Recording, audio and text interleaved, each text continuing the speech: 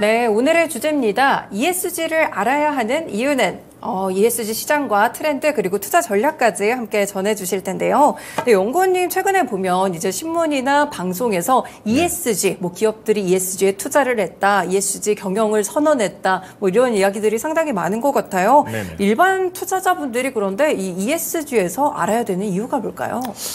ESG라는 거는 기업의 이제 재무적인 정보뿐만 아니라 네. 사회적 책임이라든지 그와 같은 어떤 비재무적인 정보 등을 기업의 지속 가능성과 통합하여서 네. 고려하는 투자 방식을 말합니다. 네. 소위 이제 사회적 책임 투자라고도 하고 있는데요.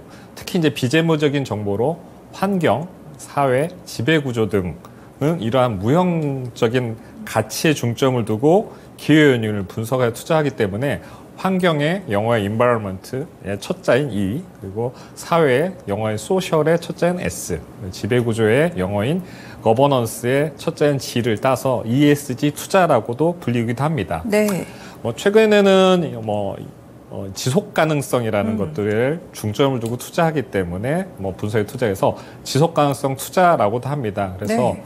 국내에서는 영어로 ESG 인베스트먼트라고도 하기도 하고 Social Responsible Investment라고도 하기도 하고 최근에는 Sustainable Investment라고 해서 약간 혼재돼서 사용되고 있는 상황이긴 합니다. 네, 그렇군요. 특히 이제 우리가 ESG에 관심을 가져야 되는 거는 ESG가 이게 단순히 잠깐 영향을 미치는 어떤 유행이 아니라 네. 우리 삶에 있어서 굉장히 장기간 우리 삶의 변화를 이끌어 나가는 트렌드이기 때문에 이를 반드시 알아야만 하는 상황이 됐고요.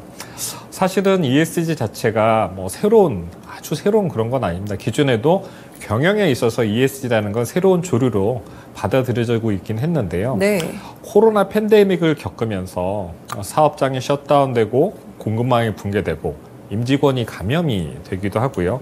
또는 이제 고객가치의 어떤 본질적인 변화가 나타나면서 ESG 경영으로 어떤 패러다임 대전환이 가속화가 되고 있는 겁니다. 그러다 보니까 이런 ESG를 감안하지 않고 또는 애써 무시하고 투자를 한다면 네. 어떤 새로운 수익 기회를 창출할 수 있는 기회를 놓치기도 하고 ESG가 강화되면 생긴 어떤 매몰 비용 리스크에 노출되기도 하기 때문에 반드시 ESG를 고려한 투자를 해야만 하는 그런 어떤 시대가 된 것 같습니다. 네, 그렇군요. 네. 이제 환경과만 밀접한 영향이 있는 줄 알았는데 ESG 경영이 이제 투자에도 상당히 좀 중요한 것 같습니다. 그럼 이제 글로벌적으로 전 세계 자금 규모를 봤을 때 ESG 자금이 좀 어느 정도로 움직이고 있을까요?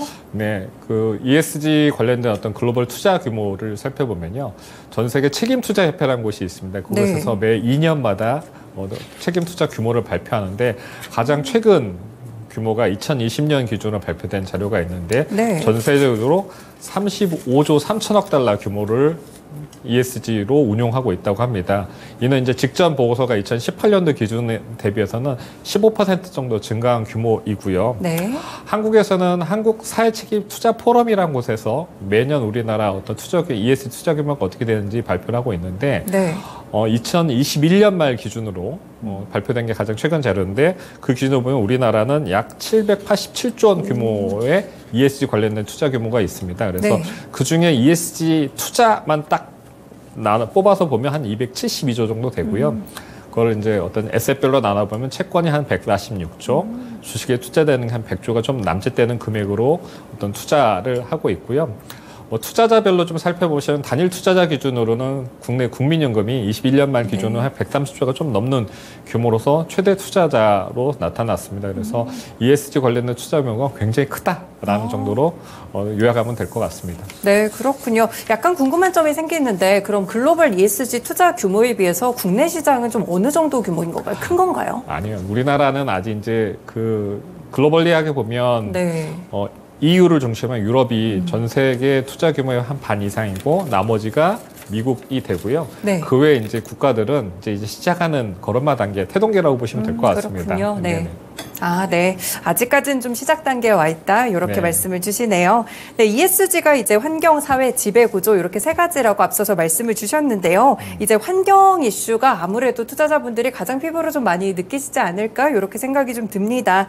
직접적인 피해들이 좀 일어나고 있잖아요. 환경에서는. 네. ESG 시장에서는 이런 거를 어떻게 좀 살펴보고 있나요? 맞습니다. 최근 과거에는 ESG에서 환경, 사회, 지배 구조에 어떠한 관심 정도의 비중을 살펴보면 환경이 한 20 정도, 네. 뭐 이제 사회라는 부분이 소셜이 한 5%, 대부분이 지배구조인 한 75% 정도가 지배구조에 대한 어떤 관심의 이슈가 있었던 거에 반해서 네. 최근에는 환경이 한 40%, 사회가 한 10%, 지배구조가 한 과거 대비 좀 낮아져 한 50% 정도로 환경 이슈가 크게 확대된 것 같습니다. 네. 특히 이제 코로나 팬데믹하고 제26차 기후변화 협약 당사국 총회를 거치면서 뭐 탄소 중립 달성이라든지 자연 보호가 우리 사회적으로 큰 아젠다로 떠오른 것 같습니다. 그래서 2021년 발표된 미국의 책임투자협회의 어떠한 투자자별 투자에 할 때 고려하는 사항들을 살펴보시면 미국의 이제 기관 투자자들을 보시면 환경이나 네. 사회 관련된 이슈들에 대해서 굉장히 관심이 높아진 것으로 드러났습니다. 특히 이제 기후 변화라든지 탄소 배출에 대한 관심이 굉장히 높고요. 그리고 이제 반부패라든지 네. 인권, 그리고 지구원에 대한 어떤 처우 개선과 같은 사회적 요소에 대해서 굉장히 높은 관심을 두고 투자를 집행하고 있는 것으로 나타났습니다. 반면에 이사회라든지 이런 어떤 지배구조 관련된 부분들은 과거보다는 조금 낮은 수준의 네. 어떤 관심을 두고 투자하고 있는 걸 나타나면서 ESG 내에서 환경이나 사회 관련된 이슈가 굉장히 비중이 크게 되고 있고 관련된 것들을 검토해서 투자하는 투자자들의 행태가 점점 늘어나면서 이와 관련된 것들에 대한 어떤 관심이 저절로 좀 증가하고 있는 상황이고요. 특히 이제 2050년 네. 뭐 우리가 이제 파리 기후 협약 때에서 탄소 중립을 달성하자고 했는데 그렇죠. 그 전에 중간에 점검하는 해가 있습니다. 그게 2030년으로 약속을 했는데요. 2030년으로 다가갈수록 이런 친환경 관련된 이슈는 더욱더 중요하게 우리들한테 피부로 다가올 걸로 예상이 되고 있습니다. 네. 물론 이제 뭐 최근에는 더 뜨거운 이슈가 있죠. 방금 말씀드린 어떤 2050년 탄소 중립을 달성하기 위해서 EU와 미국에서 굉장히 많은 정책들을 맞아요. 내놓고 있는데 네. 특히 이제 최근에 이제 미국에서는 인플레이션 감축 법안으로 알려진 IRA 법안이 작년에 발표되고 그쵸. 올해 이제 본격적으로 시행이 되면서 굉장히 투자자들의 뜨거운 관심도 받고 있는데 EU에서는 이 IRA와 비슷한 법안인 그린딜 산업계획이라는 것들을 도입을 선언을 하면서 각 국가들이 ESG 관련된 특히 친환경 관련된 투자를 확대할 걸로 예상이 됩니다. 뭐 특히 이제 알려진 것처럼 IRA, 미국의 IRA 같은 경우는 3,690억 달러라는 천문학적인 돈을 청정 에너지 사업에 투자할 것으로 법안을 만들면서 밝혔기 때문에 우리가 ESG 관련된 것 중에서 특히 환경, 사회 관련된 부분에 대한 어떤 이슈들에 대해서 많이 관심을 갖게 되는 계기가 되는 것 같습니다. 네, 확실히 좀 최근에는 환경이나 사회 쪽으로 비중이 쏠려 있다는 느낌을 많이 받는 것 같습니다. 네. 이제 궁금해지는 게 그럼 ESG도 좀 트렌드가 있을 것 같은데 네네. 트렌드가 좀 요즘은 어떻게 흘러가나요? 크게 보면 크게 두 가지 정도를 이제 꼭 집어볼 수 있을 것 같아요. 네. 첫 번째는 ESG 시장이 기존에는 뭔가 자율적으로 뭔가 잘해보자는 취지에서 흘러왔다라면 최근에는 여기에 이제 규제가 만들어지고 의무로 바뀌어가고 있는 시장이라는 게 큰 트렌드 하나고 네. 두 번째는 아까 저희가 좀 얘기를 잠깐 나누는 게 있습니다. 친환경이나 탄소 저감 관련된 투자가 굉장히 증가하고 있다는 게 큰 특징이라고 볼 수 있을 것 같습니다. 먼저 이제 첫 번째로 말씀드리면 ESG 관련된 시장이 이제 규제화가 빠르게 진행이 되고 있는데요. 이 배경을 좀 살펴보시면 ESG 시장에 대한 관심이 늘어나니까 그리고 ESG에 대한 투자도 늘어나고 그렇죠. 그러다 보니까 한편에서는 또 뭐 어떤 우려가 커졌냐면 그린워싱이라고 알려져 있는 소위 이제 ESG인 척하는 아, 네. 네네 그런 위험에 대한 우려가 시장에서 커지는 겁니다. 그러다 보니까 뭔가 규제를 통해서 이러한 ESG인 척하는 이 그린워싱을 많이 감소시켜야 되겠다는 어떤 정책 당국자들의 어떤 생각들이 커지면서 ESG가 규제가 강화되고 있는 상황입니다. 네. 규제 강화가 이제 가장 먼저 나타난 게 기업의 ESG 관련된 정보 공시 부분에서 나타났는데요. 아, 네. EU나 미국에서는 각각의 국가가 규제화를 서두르고 있고 실제 이제 규제가 어느 정도 입법이 마무리되어 있는 상황이고 또 IFRS가 주축이 돼서 만들어졌던 국제 지속 가능성 기준위원회라고 네. 영어로 ISSB라고 훨씬 더 많이 이제 신문에 나오는데요. 네. ISSB가 기업들의 ESG 정보 공시의 글로벌 표준을 만들고 있습니다. 네. 그래서 이러한 어떠한 정보 공시 관련된 부분들도 투자가 아까 말씀드린 투자가 증가하다 보니까 우리가 필요한 양질의 ESG 정보에 대한 요구도 필요성이 훨씬 더 증가하고 어떠한 정보를 어떻게 네. 공시할 거냐에 대해서 이러한 ESG 정보에 대한 어떤 표준화 이런 것들에 대한 니즈가 커지면서 발생된 것입니다. 네. 그래서 이제 국제 지속 가능성 기준위원회라고 하는 ISSB가 지난해 3월 어떻게 기업의 ESG 정보 공시를 발표하면 좋겠다는 초안을 발표했었고요. 아마 올해 6월 안에 최종안을 마무리 지을 예정입니다. 해당 안에 좀 살펴보면 네. 과거 이러한 안이 만들어지기 전에 글로벌의 이제 표준으로서 자리 잡아가던 게 TCFD 권고안이라는 게 있습니다. 이 권고안을 기반으로 만들었고요. 가장 좀 체계적이고 투자자 입장에서 좀 더 ESG가 비재무적이지만 좀 재무적으로 치환해서 재무적 이해하기 쉽게 만들어진 어떠한 정보 공시라는 평가를 받고 있는 상황입니다. 또한 이제 앞서서 말씀드렸던 것처럼 EU나 미국에서도 네. ESG 관련된 규제를 만들고 있는데 이게 조금 요즘에는 조금 아이러니하게도 맨 처음에는 글로벌 어떤 표준화를 해서 기업들이 좀 적응하기 쉽게 만든다고 했는데 이 안에서도 좀 주도권 다툼이 생기고 있습니다. 그렇군요. 네. 그래서 EU에서 먼저 규제화, 미국에서도 미국 입장에서의 법안으로서 규제를 하고 있고 그러다 보니까 이제 글로벌리하게 하나의 원칙으로 좀 했으면 하는 ISSB의 기업 공시 글로벌 표준안이 네. 각각의 국가에서 어떻게 도입될지가 이제 관건이 됐습니다. 네, 그렇군요. 네. 현재까지 발표된 바에 따르면 EU는 EU가 만든 법안, CSRD라고 하는데 그 법안을 우선 적용할 예정이고 미국은 이제 기후 공시라는 법안을 만들고 있는데 미국도 이 기후 공시라는 것을 우선 적용할 예정입니다. 그래서 ISSB가 큰 꿈을 가지고서 글로벌 공시 표준을 만들어 가고 있는데 각 국가가 어떻게 도입할지가 앞으로 관전 포인트라 할 수 있을 것 같습니다. 그래서 네.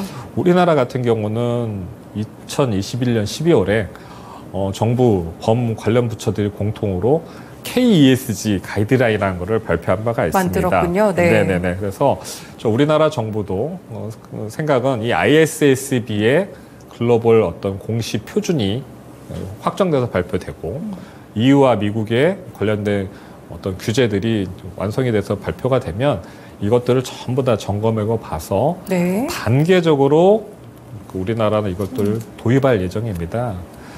그렇지만 이제 제가 보는 관점에서는 우리나라 기업들은 수출을 많이 하거든요. 그렇죠. 네. 수출하는 기업들 입장에서는 EU나 미국이 ESG 관련된 공시 규제가 먼저 시행이 되면 우리나라에서 단계적으로 적용하기로 한 여부하고 상관없이 똑같이 공시 규제 압박을 받을 걸로 예상이 됩니다. 그래서 우리나라 기업들이 지금이라도 빠르게 준비를 하고 있는 거고 지금 준비하지 않은 기업들은 이제 준비를 빠르게 해야만 하는 상황이 있다고 보시면 될 것 같습니다.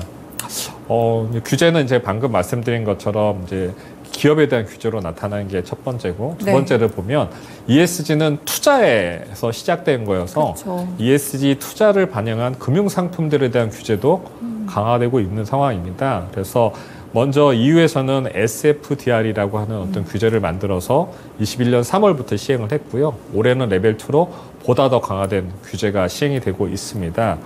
그리고 미국에서는 지난해 5월 ESG 금융상품 공시라는 것 법안을 발의했고요.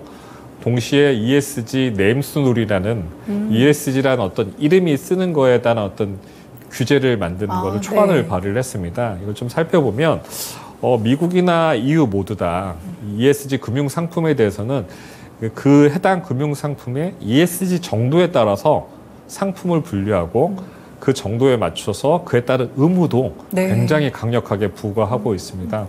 대표적으로 보면 해당 금융 상품에 투자하고 있는 기업들의 탄소 배출 정도를 공시하게 한다든지 네. 단순히 공시해서 끝나지 않고 이것들이 어떠한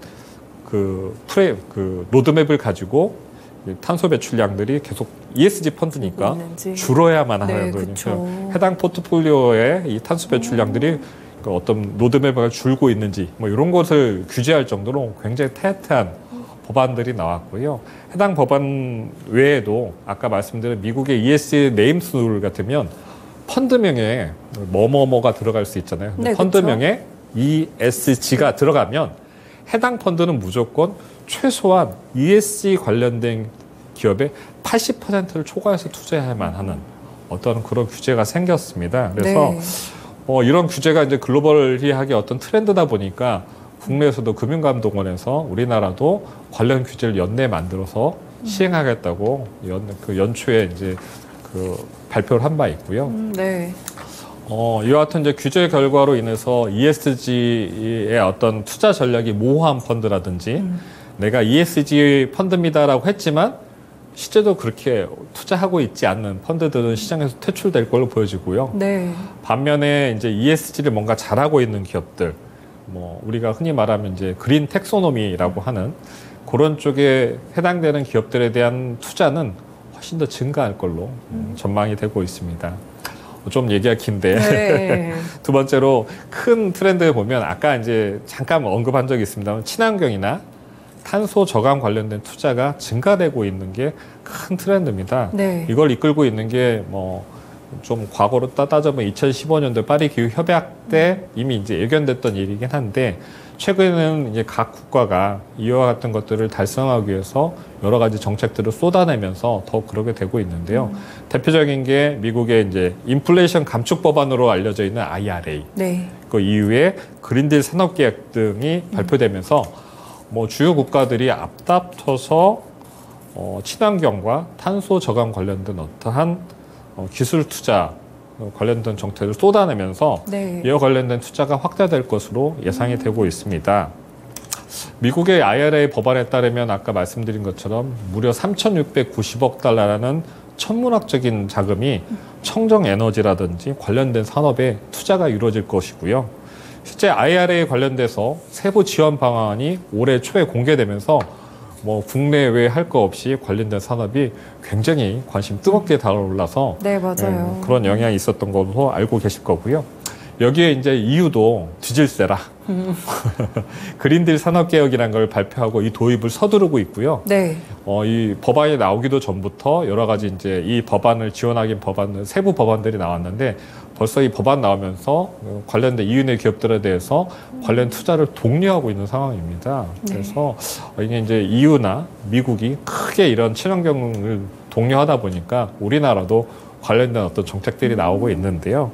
우리나라에서도 탄소 중립 녹색 성장 국가 전략이라는 어떤 큰 계획을 발표하면서 우리나라도 관련된 투자들을 독려하고 있는 상황입니다. 게다가 이제 올해 11월에 두바이에서 UN 기후변화 협약 제28차 당사국 총회라는 게 있습니다. 네. 그걸 앞두고 아마 친환경 투자는 더욱더 강화될 걸로 예상이 되고 있습니다. 네, ESG 트렌드에 대해서 좀 길게 설명을 들어봤는데요. 확실히 좀 국가들이 어느 정도 표준도 만들고 있고 기준을 세우고 있고 그 가운데 살짝 또 규제가 되는 것 같습니다. 그런 트렌드와 더불어서 또 최근에 미국과 유럽 포함해서 우리나라도 그렇고요. 상당히 많은 국가들이 이렇게 ESG에 대해서 또 친환경 이런 탄소 저감 정책들을 내놓고 있는 상황이라는 점이 트렌드라고 또 말씀을 주셨습니다. 그리고 최근에 이제 기업들이 ESG 공급망 실사 준비가 좀 한창이다 이렇게 얘기를 하는데 약간 개념이 뭐예요? 공급망 실사가 뭔가요? 일단 공급망 실사라는 거는 기업이 제품을 생산하고 판매하고 이렇게 하는 어떤 그런 과정, 모든 과정에서 공급망에 포함되어 있는 모든 협력사에 대해서 ESG 관련된 리스크를 조사하고 여기에서 뭔가 문제가 있으면 이걸 시정하고 네. 해당 내용들을 공시하도록 하는 제도가 공급망 실사 법안입니다. 네. 올해 초 독일에서 역내 기업들에 대해서 공급망 실사 법안이 시행이 됐는데요. 2022년 이후에서도 공급망 실사에 대한 관련된 법안이 발의됐던 적이 있고 지난달에 보다 더 강화된 수정안이 유럽 의회 법사위를 통과한 바가 있습니다. 먼저 이제 독일의 이제 공급망 실사 법안을 살펴보면 유엔의 기업과 인권에 관한 이행 원칙을 기반으로 만들어졌는데요. 네. 사실 이 법안이 외국계 기업들에 대해서도 적용이 되다 보니까 우리나라 기업 중에 독일에 진출한 기업들도 적용 대상이 되고 최근에 이런 독일 기업에 대한 어떤 공급망 실사 법안이 이슈가 되고 이렇게 좀 화제에 오르는 이유는 네. 이게 관련된 법들이 미국이나 영국에서도 나온 지 좀 됐는데 이제 뭐 이렇게 좀 관심이 뜨는 이유는 이게 좀 페널티가 강합니다. 그렇군요. 그래서 독일의 공급망 실사 법안에 따르면 최대 200만에서 800만 유로 또는 크네요. 네.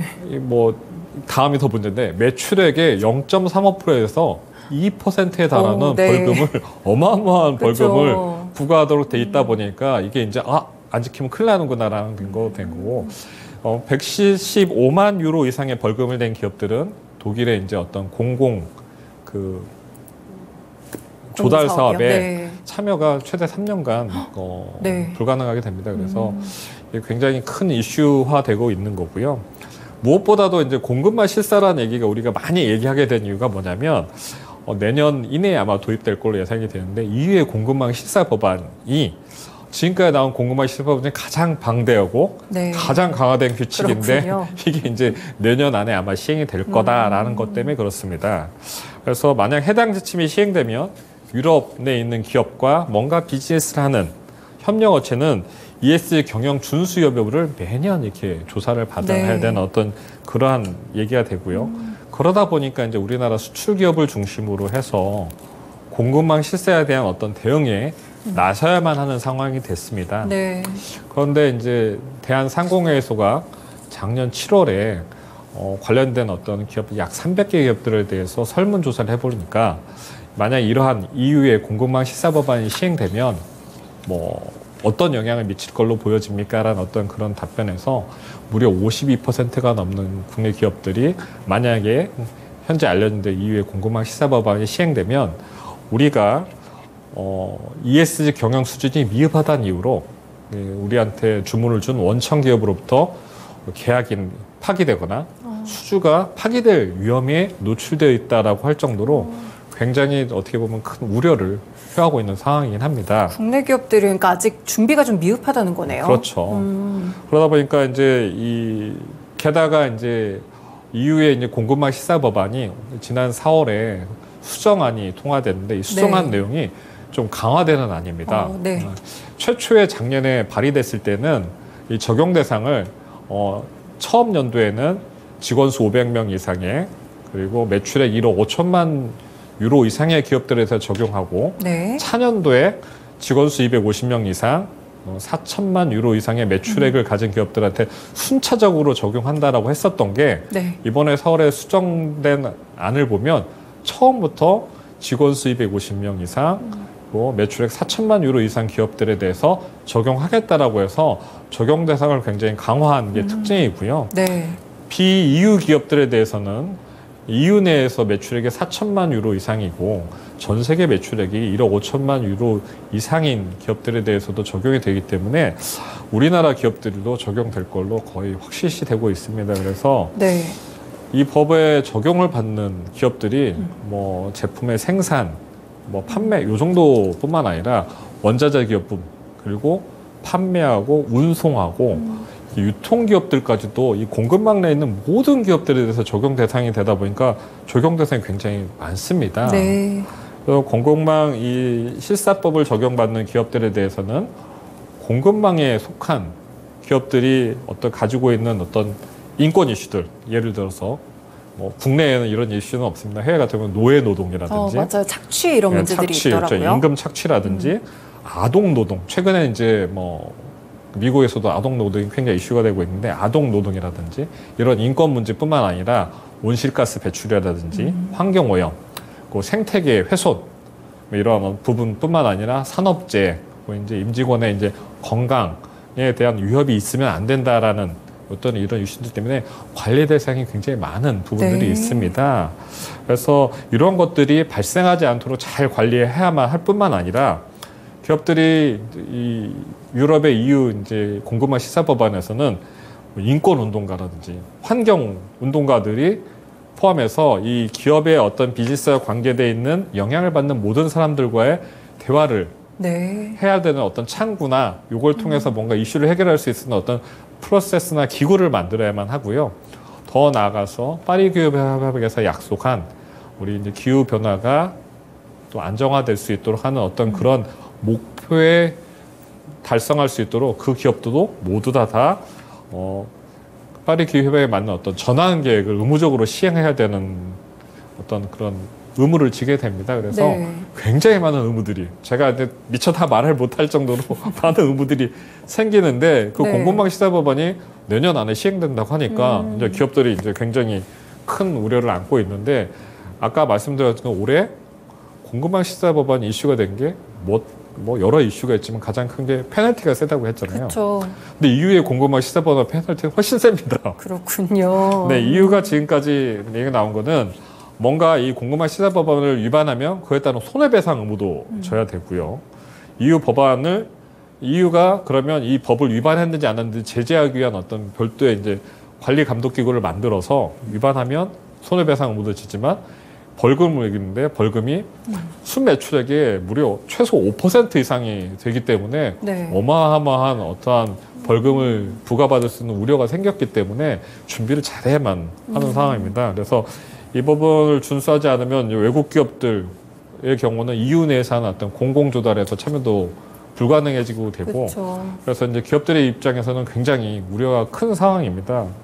그래서 이번 공급망 실사법안이 해당 기업에만 해당되는 게 아니라 내 공급망의 앞뒤에 있는 모든 기업에서 해당되다 보니까 기업들이 어디까지 내가 이거 리스크를 감독하고 해야 되는지에 대한 그 우려가 굉장히 큰 상황이고 뭐 심지어 물류나 운송 담당하는 쪽에서도 뭔가 문제가 생기면 네. 이거에 의해서 공급망 시사법안에 의해서 뭔가 관리를 해야 되고 책임을 져야 되고 하다 보니까 국내에서는 이제 산업부가 확인한 바로는 약 우리나라 수출 기업들 중에 한 100개가 넘는 기업들이 네. 해당 리스크에 크게 노출되어 있다라고 생각을 조사가 결과가 나오고 있고요. 특히 이제 이러한 공급망 EU의 공급망 시사 법안에 대해서는 특히 더 영향을 많이 받는 기업이나 업종들이 있을 수 있는데 이것들은 그냥 고영향 섹터라고 저희들이 표현하는데 네. 환경이나 인권 이슈에 아무래도 취약한 뭐 섬유 업종이라든지 네. 원자재 업종이라든지 철강을 생산하거나 뭐 유통하는 업종들이 해당 업종이 되는데 이러한 업종들 같은 경우는 뭐 직접적으로는 뭐 이게 주기적으로 이 공급망 실사를 받아야 되니까 이런 공급망 실사에 관련된 비용이 발생할 수 그렇죠. 있고 네. 더 나아가서는 잠재적으로는 소송 위험이 항상 노출되기 때문에 이러한 어떤 소송 비용들이 확증할 수 있는, 뭐 증가할 수 있는 어떤 그런 리스크들을 떠안으면서 이 공급망 실사가 기업들에게 있어서는 굉장히 좀 부담으로 다가오고 있는 상황입니다. 그러다 보니까 이걸 지금 하고 있는 국가들이 주로 EU나 네. 뭐 이제 미국 같은 국가들도 비슷한 법안들을 하고 있는데 이러다 보니까 이러한 것들이 비용으로서 작용하다 보니 하나의 무역 장벽으로서 작용할 우려가 굉장히 커지고 있어서 이거에 대한 우려가 커지고 있고 앞서 말씀드렸지만 독일 올해 시행된 독일 이전에 미국이나 또는 영국에서도 관련된 유사한 법안들이 있었거든요. 네. 근데 이러한 법안들이 뭐 이번 EU의 공급망 시사 법안을 계기로 보다 더 강화된다든지 이런 움직임이 있을 수 있어서 굉장히 주의 깊게 봐야 되는 상황이고요. 이제 더 나아가서 이런 공급망 실사가 우리가 아까 ESG에서 소셜에 관계되거나 E에 관계된 내용들이 굉장히 많은 상황입니다. 네. 특히 아까 말씀드렸지만 소셜에 대한 부분들에 대해서는 글로벌 레이하게 조금 관심 정도가 적었기 때문에 이슈가 발생될 우려가 역으로 말하면 큰 상황이거든요. 네. 그래서 올해 같은 경우는 이러한 소셜 관련된 이슈가 많이 발생할 수 있어서 이와 관련된 어떤 대비가 굉장히 많이 필요한 상황이라고 보시면 좋을 것 같습니다. 네, 확실히 좀 기업들이 공급망 실사가 강화되면서 그냥 무시할 게 아니고 정말 많은 기업들이 리스크에 좀 노출이 돼 있는 것 같습니다. 국내에서도 무역 장벽이 생기지 않도록 이런 부분들을 잘 해결할 수 있도록 여러 정책들을 마련하는 게 상당히 좀 중요해 보이는데요.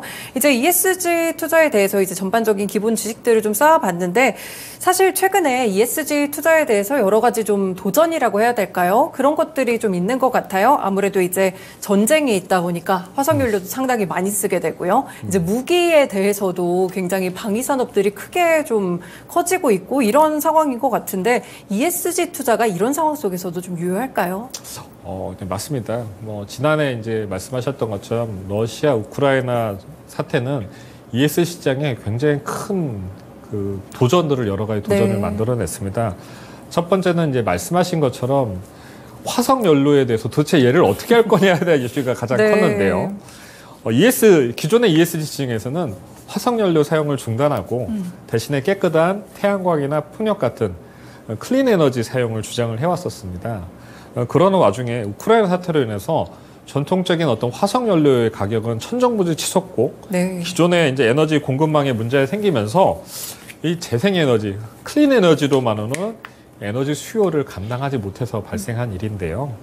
재생에너지는 깨끗하다는 장점이 있습니다만은 간헐성이라는 문제를 가지고 있습니다. 이 간헐성이 뭐냐면 쉽게 생각하면 태양광은 태양이 떠 있을 때만 그렇죠. 만들어지죠. 네. 풍력은 바람이 불어야만 이 에너지가 만들어집니다. 그래서 뭔가 할 때는 굉장히 많이 만들어지는데 없을 때는 그렇죠. 조절할 수가 없죠. 네, 그래서 이제 그런 것들을 간헐성이라고 표현하는데 이 간헐성들을 극복하기 위해서 ESS라는 어떤 저장 장치를 많이 만들 때 저장해 놓고 네. 또는 어떤 효율적으로 이 만들어진 에너지를 공급하기 위한 어떤 스마트 그리드 여러 가지 이런 기술이나 이런 것들이 연구가 진행되는 와중에 러시아 우크라이나 사태가 발생되면서 맞아요.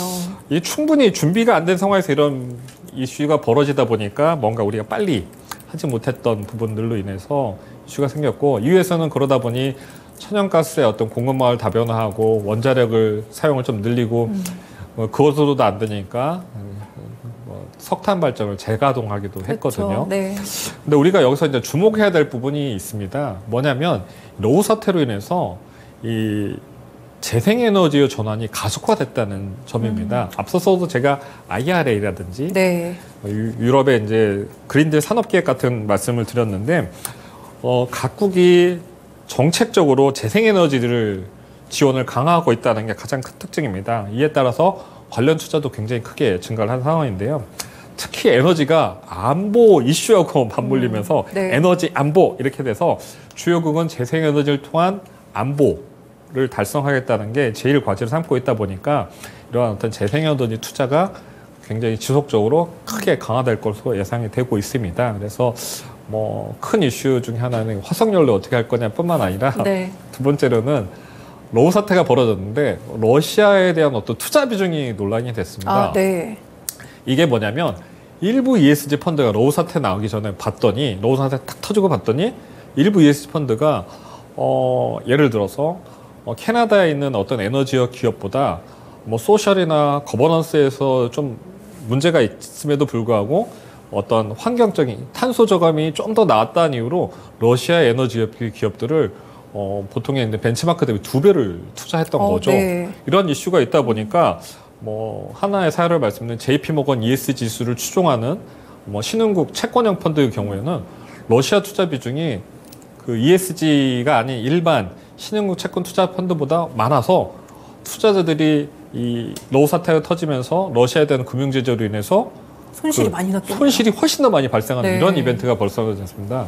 그러다 보니까 야 ESG 펀드가 러시아 이렇게 많이 투자하는 게 말이 돼?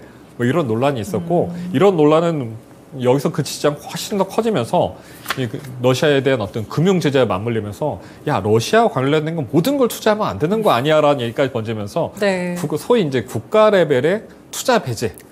까지 이제 네. 논란이 좀 커지게 됐습니다. 그래서 사실 이제 국가 레벨의 투자 배제라는 건 지금까지는 없었거든요. 그래서 굉장히 강력한 얘기가 나오다 보니까 논란이 좀 생겼고 향후에 이제 국가 레벨 투자 제외 배제라는 게 생길지 또는 그게 되면 어떤 방식으로 어떻게 할지에 대한 것들이 좀 논란으로 왔고요. 러우 전쟁으로 또 가지고 온 또 하나의 참 논란거리가 방산업체에 대한 어떤 맞아요. 비용입니다. 네. 기존에는 ESG 펀드면 방산, 소위 무기 만드는 기업들은 처음부터 투자를 하면 안 되는 기업의 완전 네. 대표적인 기업들이었는데 이게 이제 노후 사태가 벌어지면서 방위산업체가 자주국방, 네. 민주주의 수호 이런 어떤 사회적 가치 개념 안에 야 우리도 ESG 투자 목록에 들어가야 되는 거 아니야라는 그런 요구 사항들이 생겼습니다. 그래서 뭐 실제적으로 글로벌 어떤 연기금들의 투자 목록 안에 아직까지는 이런 기업들이 포함됐다는 뉴스는 없습니다만은 그만큼 ESG 시장에 이제 노후 전쟁이 가져온 어떤 일이 얼마나 엄중한 사태였는지를 좀 깨닫게 되는 계기가 됐고요. 또 ESG 시장에서는 노후 사태뿐만 아니라 또 하나의 큰 도전이 있습니다. 미국 ESG 시장을 크게 이끌어가는 EU하고 미국에서 발생된 일인데 공화당을 중심으로 한 어떤 보수陣營에서 네. ESG를 굉장히 열심히 하는 기업들을 워크 캐피탈리즘, 깨어 있는 척하는 자본주의다라고 네. 해서 반 ESG 운동을 하고 있는 상황입니다. 그래서 뭐 보수당인 어떤 공화당이 집권한 어떤 19개 주에서는 이러한 이 19개 주의 법무장관들이 모여서 ESG를 굉장히 리딩하고 있었던 블랙록 레리 핑크 회장한테 네. ESG 활동에 대한 어떤 비판 서한을 보내면서 ESG에 대한 어떤 반 ESG의 좀 운동이 좀 크게 일어나기도 했고요. 뭐 최근에는 더 나아가서 ESG를 좀 강화하고 있는 기업들은 제재도 좀 있으면서 왜 그럴까요? 네. 이게 이제 좀 어떤 정책 이슈들이 좀 맞물려 있어서 공화당의 어떤 기반인 어떤 화석연료 기업들을 보호하기 위한 어떤 그런 부분으로 해석하는 부분들도 좀 있긴 합니다. 네. 다만 뭐 이러한 일들을 겪으면서 ESG 시장 자체는 후퇴하는 게 아니라 오히려 레벨업을 하고 있다라고 아까 뭐 화석연료 사용에 대해서도 말씀드렸던 것처럼 ESG 시장은 오히려 이번 이런 이슈들을 뭐 겪으면서 크게 한 단계 레벨업하는 기회가 되지 않을까 싶습니다. 네, 확실히 좀 비온 뒤에 땅이 좀 굳어지듯이 네, 상당히 좀 ESG 시장에서 여러 도전들이 있었는데 오히려 그 계기로 이제 ESG 시장이 좀 확대되는 그런 그런 이런 상황들이 펼쳐졌던 것 같습니다. 이제 ESG에 대해서 여러 가지 방면에서 저희가 조명을 해봤는데 마지막으로 개인 투자자분들에게 ESG 투자를 할 때 좀 전략에 대한 조언을 해주신다면요? 네, ESG는 매우 긴 호흡에서 바라보셔야만 하는 어떤 투자 아이디어입니다. 물론 당장 지금 우리 곁에 와 있는 어떤 친환경 관련된 이슈도 있긴 합니다.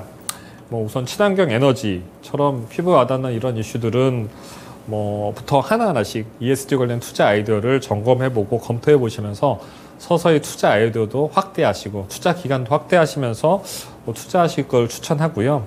특히 이제 전 세계가 파리 협약으로 2050년 탄소 중립을 달성하기로 약속한 바가 있습니다. 그래서 길게 보면 2050년까지 우리가 탄소 중립을 위해서 친환경으로 나가야 되는 부분은 정해져 있다고 보시면 될 것 같고요.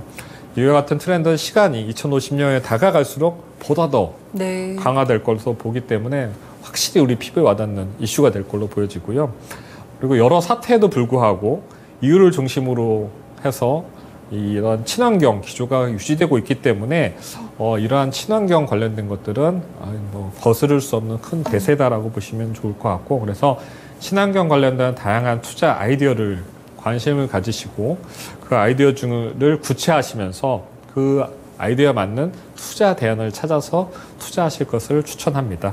네, 이렇게 좀 좋은 조언까지 함께 들어봤습니다. 연구원님 말씀 여기까지 드릴게요. 고맙습니다. 네, 감사합니다.